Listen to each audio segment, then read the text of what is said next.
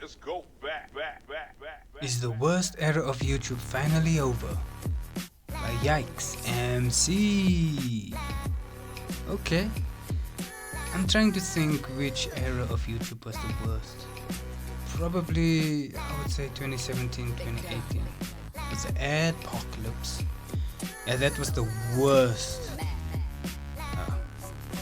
But anyway, let's watch this video. Like, subscribe, and comment down below what else should I react to. Okay, let's watch Yikes MC.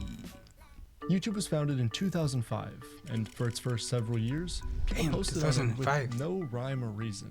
That is, until 2008, when YouTube entered its first of 7 eras, each of these eras being represented by one of the 7 deadly sins. But as of 2026, we're officially out of the 7th era. So how are things looking for number 8? Well, to understand that, we need to experience the different eras, and how each era's sin caused its collapse. Oh no, don't tell me. Believe it or not, on April 4th of 2008, YouTube made every featured video on the homepage load into a Rickroll, which I think just encapsulates the innocence of these early days. I mean, isn't that just so silly?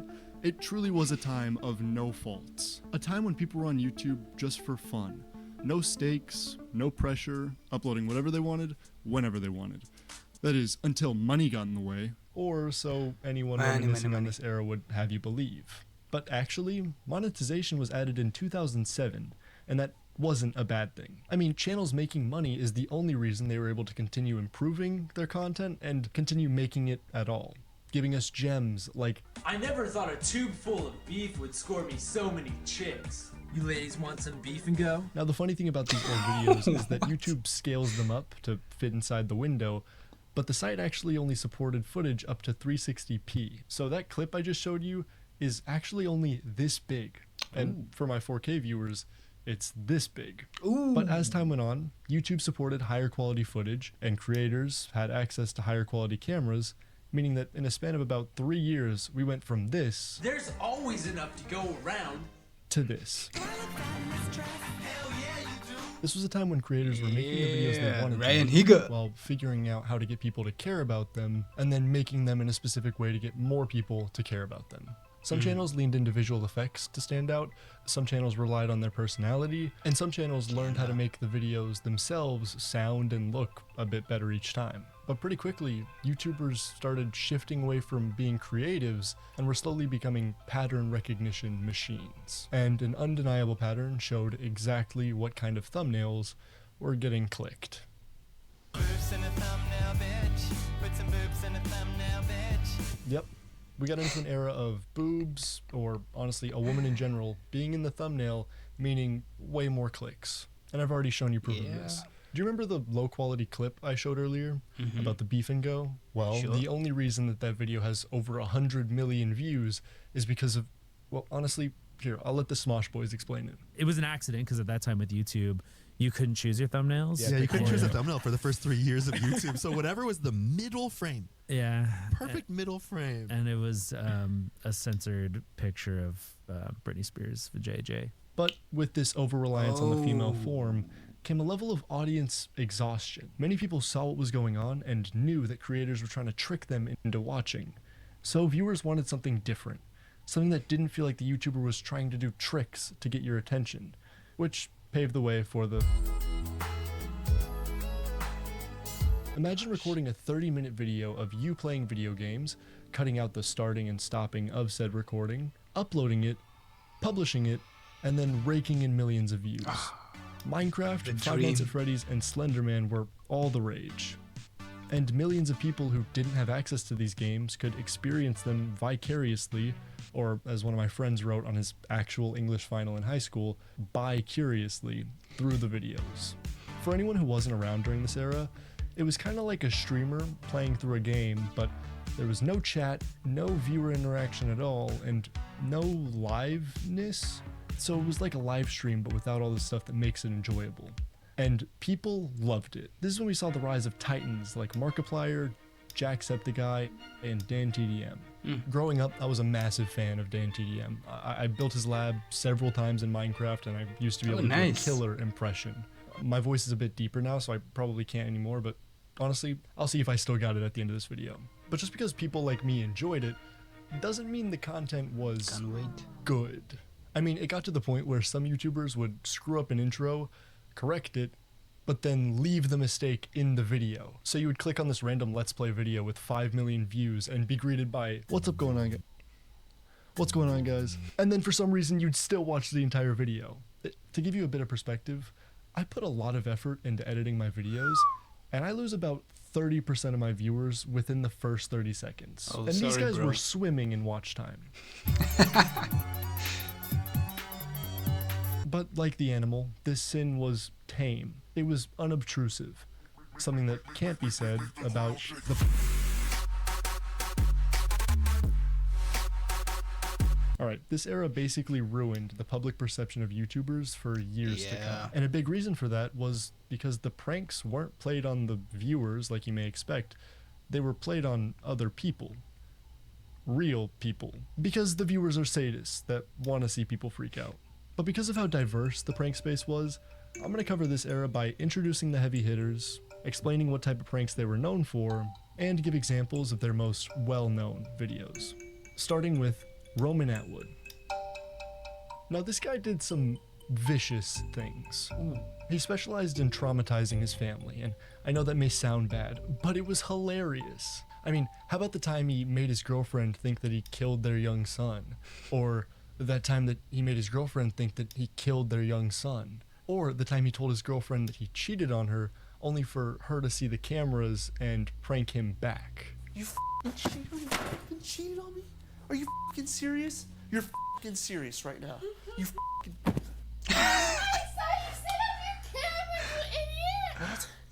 Isn't that so much fun?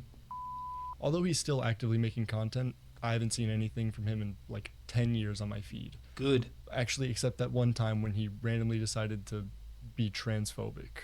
Targets the latest and greatest of the transgender stuff. Yeah, my 5-year-old don't need tuck-friendly garments. Vitali ZD TV. Vitali was one of the first and definitely most popular public nuisance pranksters, which basically just meant he would terrorize unsuspecting people with a hidden cameraman way out over there. One of these totally epic pranks was the Miami zombie attack prank, which was literally prefaced with a message saying like, "Hey guys, so recently there was an actual cannibal in Miami that committed an actual atrocity. So let's use that to scare the shit out of some people." But what if you wanted to cash in on this era without putting yourself or other people in danger? Well, that's where Joey Salads and FouseyTube come into play. These guys did manufactured interactions, with FouseyTube being more in line with the typical prank content, and Joey Salads going the route classics. of social experiments. He was basically Darman if Darman wanted to make his videos seem like they weren't staged, and also if he went way harder on the sensational culture war topics. Black Lives Matter versus All Lives Matter supporters. Social experiment. Black people racist towards white people? Social experiment. Transgender and women's bathroom. Social experiment. Hey, so that's not... You know what? Alright. And because these videos were so cringe and so obviously fake, people wanted the satisfaction of seeing them get called out, which unfortunately enabled the... Now there are a few interesting things about this era. First off, the channels. Grade A Under A, H3H3 Productions, and Leafy Is Here all featured relatively low production value videos, with the sole focus being on criticizing content. And it started out cathartic. I mean, imagine being so fed up with YouTube shoving Joey Salads down your throat until you suddenly see a video criticizing him and his content. Well, that immediately establishes that that creator is willing to stand up for what they believe, but more importantly, they're willing to stand up for what you believe. And this meant viewers were able to turn their brains off and see their criticisms be expressed by another person. But this was also when YouTube's homepage heavily favored recommending the channels you were subscribed to, which meant you would probably watch whatever these channels put out and nod along in agreement. So suddenly, watching these critiques became a habit, a pastime, something you gravitated towards without even thinking about it. But some of them decided to do goofball stuff alongside the criticisms, like Filthy Frank, or as you may know him, Joji, who was a big player in this time period without ever really having specific targets for his videos besides him or one of his consenting pals. H3H3 and iDubbbz also come to mind for people who made goofball content that was only a little bit super bigoted and hateful. I have made some cruel, hurtful content, and I need to acknowledge that, and I'm really sorry that it's taken me this long to acknowledge it. Now, while I'm glad that iDubbbz has matured and moved past all that, I don't really like H3 for obvious reasons. But back in the day, edgy white boys loved him. I mean, what wasn't to like? He had, you know, overt racism. But viewers especially enjoyed the hate. Not necessarily because they're hateful people, but because they felt like the world hated them. So hating someone else made them feel a little bit better about their struggles. And the creators took note, moving away from criticizing content and instead bullying the people making it, which in some cases were children. But why would anyone enjoy watching a child get bullied? I hear you ask. Well, because most of the time these children were successful. They had done something online or established themselves in some way where they were now getting tons of attention, and the edgelord viewers weren't. This is known as tall poppy syndrome, where people despise those who achieve success, especially if it seems unearned. But all this hateful content and outright bigotry being this popular meant that any company advertising on YouTube ran the risk of having their ads play in front of one of these videos, tying their brand to some dangerous messaging.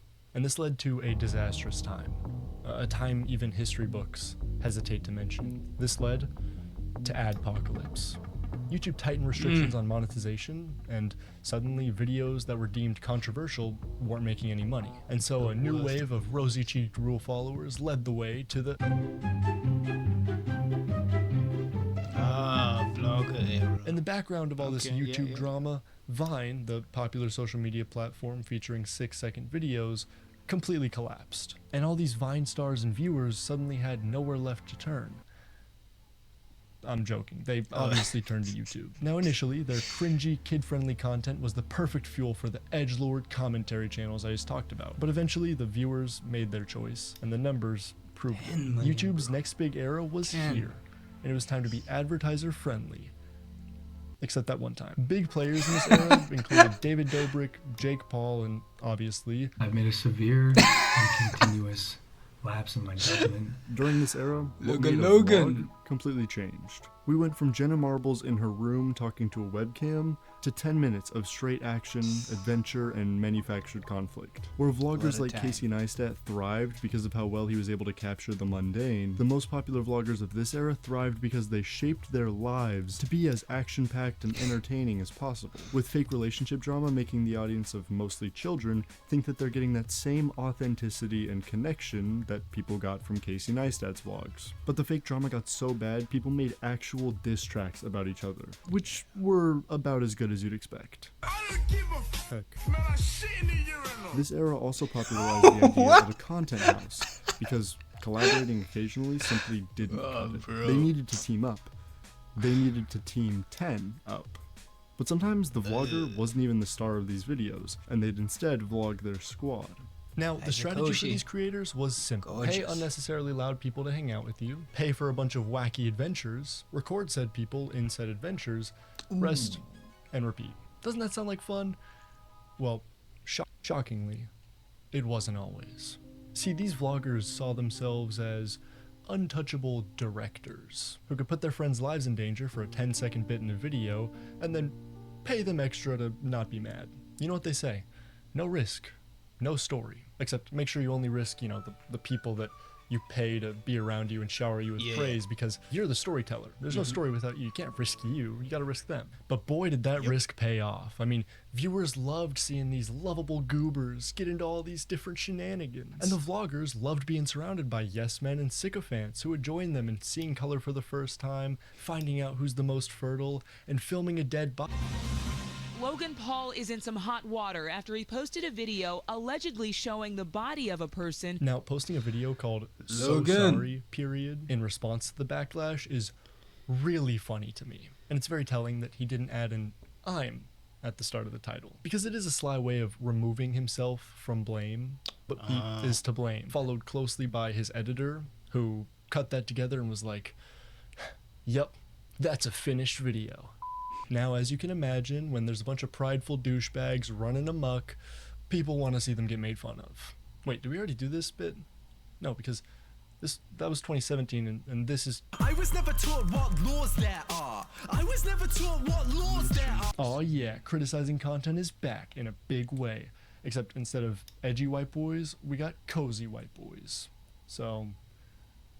yeah. Danny Gonzalez, Curtis Connor, and Drew Gooden pioneered a new version of content criticism commentary. Instead of blatantly attacking people, they were goofy about it, criticizing the broader culture that enabled these trends as opposed to the individuals partaking in them, which was a much more healthy approach. Around this same time, a little-known website called Twitch.tv saw meteoric strides in online spaces. Tons of people began streaming on Twitch while playing video games, doing challenges, or watching other people's content, which could be considered a bit concerning, but surely it's not going to bite Twitch in the ass. Speaking of Twitch and ass, getting discovered on Twitch sucked ass, and a lot of streamers quickly understood that if you want to grow on Twitch, you need to make YouTube videos. And with this, the stream highlights meta was born. Boy! But before I get into that, let's check back on the commentary channels. I am Drew. I am Danny. And we are the same person.